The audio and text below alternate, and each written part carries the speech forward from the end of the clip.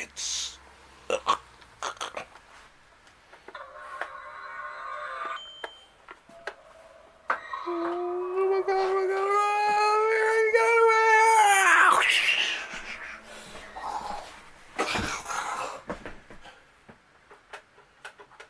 Oh, looks like my mother box just ran out of power. And no wonder, because once again,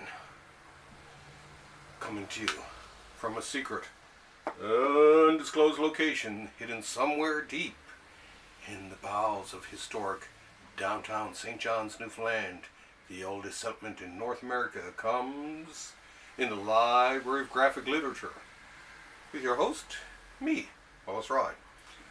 So how's everyone out there? Hope you're doing good.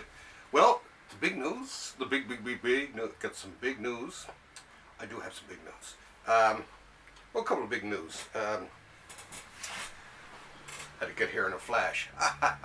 No, first of all, the show has officially hit 1,000 subscribers. So thank you very much to every single one of you out there. I really appreciate the support. I love chatting with you in the comment section, and you make doing this show every week actually a lot of fun. I do it for the pure love of it. Hang on a second. I'm not doing it to get rich.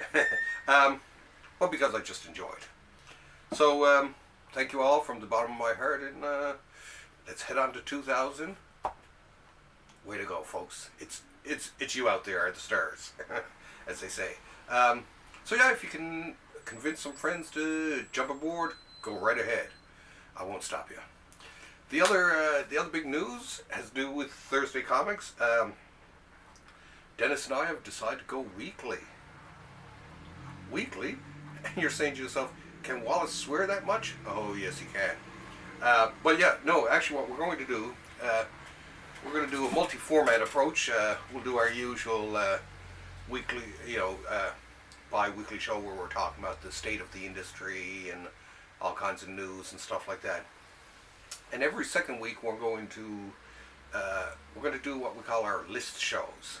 So we'll be doing lists like the top 10 Silver Age Marvel omnibuses, for instance, which I do believe is going to be our first show. And basically each show like that will feature one set topic, and we're going to do up dueling lists, and we'll have it out. We'll be punching the guts out of each other. No, but we'll be debating and stuff like that. We'll also feature artists. Every kind of list that you can think of will do. And as a matter of fact, if you have a list you think we should do, feel free to send it in. And so yeah, I'm looking forward to that. I think it's going to be a lot of fun. Me and Dennis enjoy, like this show, me and Dennis enjoy doing our show every week, and that too is a labor of love. And well, not only that, it's him and I, we actually started the show because we'd always be hanging out and blah blah blah blah blah, blah talking about comics and all that. And I remember one time he said, "Geez, we should do a podcast, because we got enough yak in us." So that's the origin story to Thursday Comics. That's some heavily cream tea I bought at the Rocket here in St. John's. It's a little bakery downtown, deli, restaurant, blah blah, and they got great tea, good sandwiches. I had a sandwich while I was there. I ran into my dear friend Mary Lose Castillo. Hello, Mary Lose. Great to see her again. And then I went up and I got some prints done off, some new business cards of mine, which come with little sketches on them. And I ran into my friend Judd Haynes, had a great chat with him. And then and I don't know if you can hear outside, but you can hear the sound of traffic going back and forth on a rainy day. So it's a rainy day here in St. John, so that's why we're not outside. It's too bad too, because starting tomorrow we're getting a big stretch of nice weather. So hopefully next week, like I said, I really want to get down to the ocean at least once this summer to give you folks an idea of what we have here. Anyway, speaking of what we have here, today we have some books here. So let's get down to that. There's enough yak in there for me. We'll start this week with actually this really cool one called DC Goes to War. Doom, doom, doom, doom, doom. And it's, well, no, okay, no fancy thing there. It's basically a collection, almost like a best of war stories. So you have basically Sergeant Rock, the Losers, Enemy Ace, Black Hawk, the Hunted Tank, and one of my personal favorites, the Unknown Soldier. I don't know why they've never done a collection or an omnibus of the Unknown Soldier, because it was a great strip. I really loved it. It's this guy with a mangulated face who takes on dangerous missions and disguises himself constantly, and it's kind of cool. I really really like it. When I was reading it, it was and the story in here is by Jerry Tallock, and great stuff. So there's a real who's who in this too. You got everyone from Will Eisner, Garth Ennis, Kirby, Kennegar, Joe Simon, Len Wein, Marv Wolfman,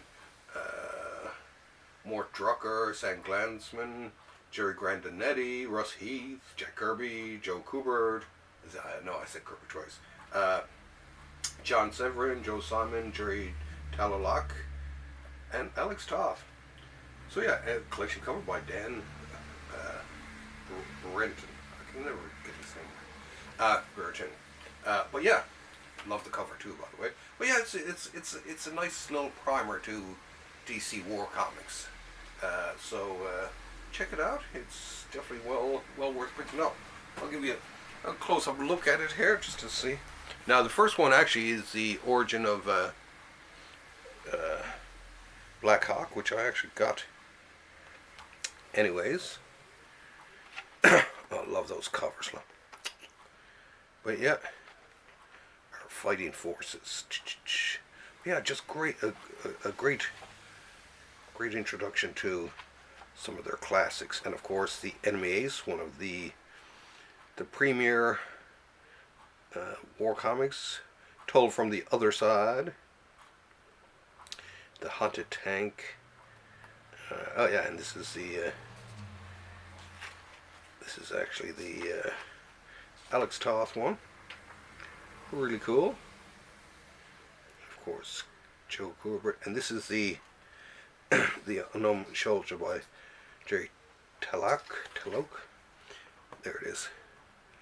It was just something about it. It was really super cool stories. And yeah, so DC, if you're listening, put them out. Then there's the Losers, of course.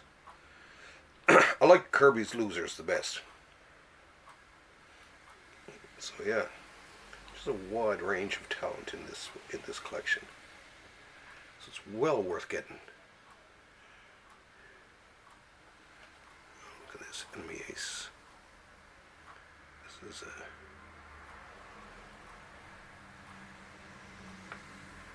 a nice one. And then the Enemy, yes, I guess that's part 2 of it. But yeah, so yeah, nice little collection for you fans of the war comics. Definitely worth picking up. I mean, the cover alone, I think, is pretty cool. So yeah, pick that up and let me know what you thought. Now, let's get down to slicing open. Now, this is a book from a couple of weeks ago, but I just got it on reorder. And this is The Golden Age Submariner by Bill Everett, the post-war years. Dun, dun, dun, dun. So, come on, open up. You son of a bitch. Come on. By Bill Everett. Now, of course, these are basically, as it says here, it's Submariner and Namora stories. These are basically the where are they from here? Yeah, the 50s stories. So they take up after the war with Elias. Take up in 46 with Submariner Comics 21. They go through that Marvel Mystery, Human Torch thrown in. I guess that's where they fight it out. Namora, #1. #2, a bunch of those. And then Atlas Era. So a few there, Young Men, number 24, 25, 26, 27, 28, Submariner, Human Torch. And then more Submariners right up till issue 42 of October 1955. So yeah, it's a great little collection. Of course, when I seen it coming out, I just had to have it. I've always been, for some reason, a big Namor fan. I think I fell in love with him from the 60s, when I was a kid. I loved the John especially the early John Buscema issues. Him taking on Tiger Shark and all that type of stuff. So cool. And even then on to the Gene Colan era and on up. There's no one really from the 70s on who really tackled Submariner and really done him justice. Except for when they added that cool new sort of dark blue costume they gave him in the Fantastic Four. I always liked that costume. The trunks, they're still kind of cool. But yeah, so any fan of the Submariner or post-war Marvel, Tomney's greatest hits, check it out. It's a nice little, there we go. And we have something more there. Like I say, some people may not cotton to Golden Age art, but it's kind of it's kind of an acquired taste. When I was a kid, I really hated Golden Age art, but as I got older, I started to get into it, and now I can appreciate it. Oh, look at that! Human Torch in Young Man, dun dun dun. But yeah, check it out. Bam. So yeah, Everett. It's funny because Everett ended off his life doing the Submariner in the late 60s and all that before he died. So he sort of came full circle, which was kind of neat. So yeah, The Golden Age Submariner by Bill Everett, the post-war years. Doom, doom, doom, doom, doom. Oh, time for a tea break. Do, do, do, do.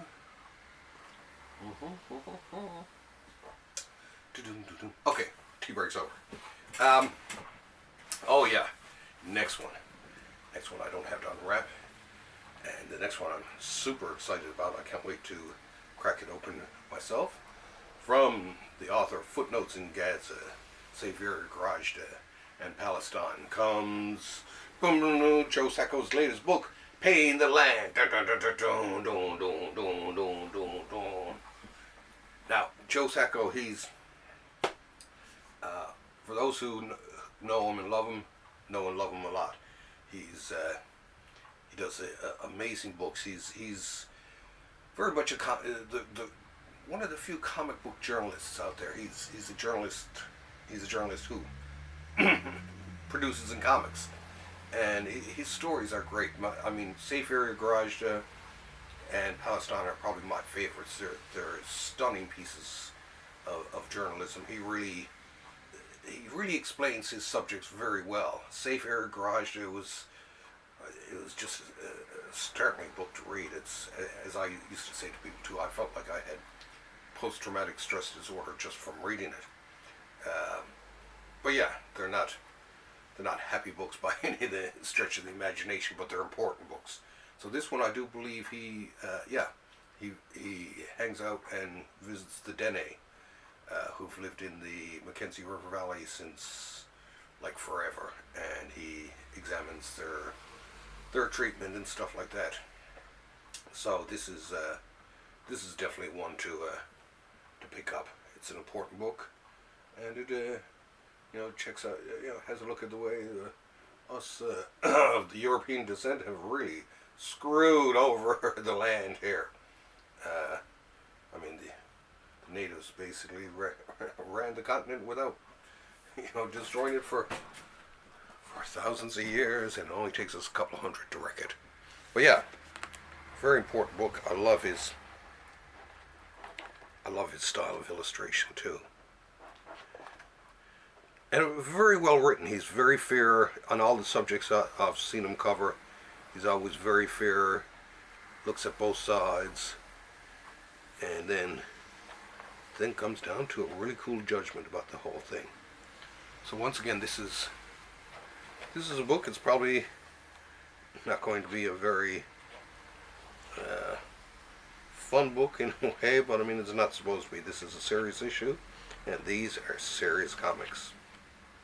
This goes to show you the power of comics. I've already seen reviews of this, and it had been mentioned throughout the Canadian press. So any of you, especially any of you Native Americans down there, you might want to check this out. Pain the Land. Dun, dun, dun, dun, dun. Thank you, Joe. Another beauty piece of writing from Joe. Oh, tea break again. Oh my God, that Wallace. Huh, he's taking another tea break. Love it. Oh, and a spin of the spinner rack. Okay. Okay, so you can stop rocking back and forth. Now, from Image, from the Walking Dead creator Robert Kirkman and Italian superstar Lorenzo Di Felici. A decade ago, 300,000 citizens of Philadelphia were suddenly lost in oblivion. Now, what's that all about? Well, you know what that is all about? That is all about the Oblivion song. Another great comic from Kirkman. Kirkman is a good writer, you know. It's like some people think he's a one-note zombie type of person, but every book I've read by Kirkman I've loved.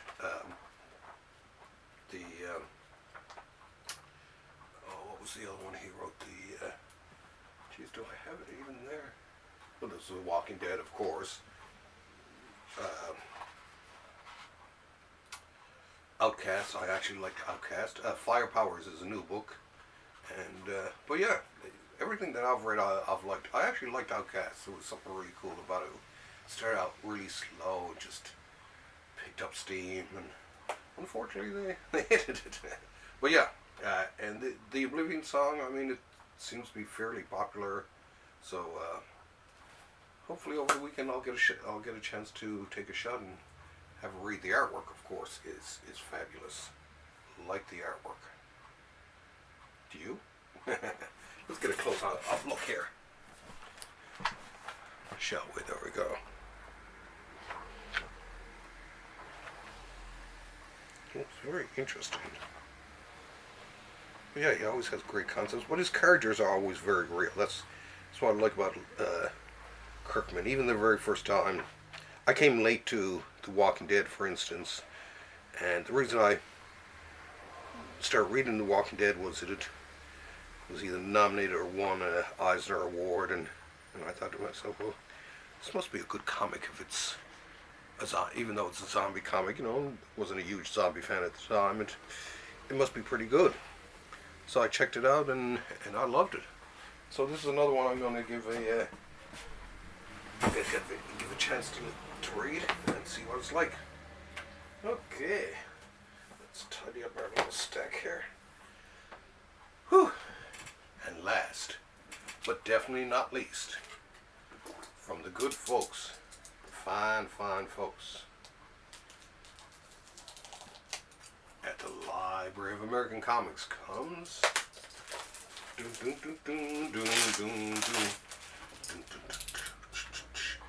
comes the second to last volume of the complete Dick Tracy. Boom, boom, boom, boom, boom, boom. So yeah, I gotta catch up on my Dick Tracy reading. I've fallen a couple of volumes behind, but I shall catch up to it. And I've heard some people say that they're thinking about redoing the first 6 volumes, which were a smaller size, and it would be kind of cool just to have them all match and look kind of nice. Well, yeah, I've been reading them now. Geez, it's almost 10 years, I guess, or more. I've been reading these, and And I've fallen completely in love with Dick Tracy. It was just something cool. Something cool about that hard-nosed, lantern-jawed detective. And in this one, he takes on Brain Lispy. I mean, his villains are just really out there. The characters in them, especially the first 10 years, it was like, as I've said before, more just a straight cop detective strip. But then he started to get into the weird villains and the wacky storylines, and it just got better and better and better. Here we go. Have a look at that. And great. Of course, as usual, great production values from the fine folks at the Library of American Comics. I won't be surprised if we see them reprint the... I wouldn't mind seeing it, actually, the Weekend Color comics. But yeah, absolutely. I just can't wait to get my jaws into this. Look at them all. I got every single one of them. Right back to the start. And there it is, our final volume. Puckerpuss. I mean, come on. So yeah. And of course, congratulations to the Library of American Comics for completing yet another amazing collections. And this is why this is one of the reasons I love the Library of American Comics. They're saving a vital part of the history of graphic literature by putting together these sets of comic strips and that, and because without them, who knows how we'd ever have access to a lot of these. So they really are saving a valuable piece of comics history. Anyway, so that's it for this week. Once again, thank you very much for the faith in me and for subscribing to my channel, and subscribe to get some friends to subscribe. And check out, of course, our upcoming Thursday Comics list. We're going to be talking about our favorite Marvel omnibuses from the Silver Age. So check that out. It's going to be fun. Of course, my... oh no, yeah. My mother box is all out of power. That being said, I will summon one through the power of my mind. Love you all. Oh, it got me. See you next week.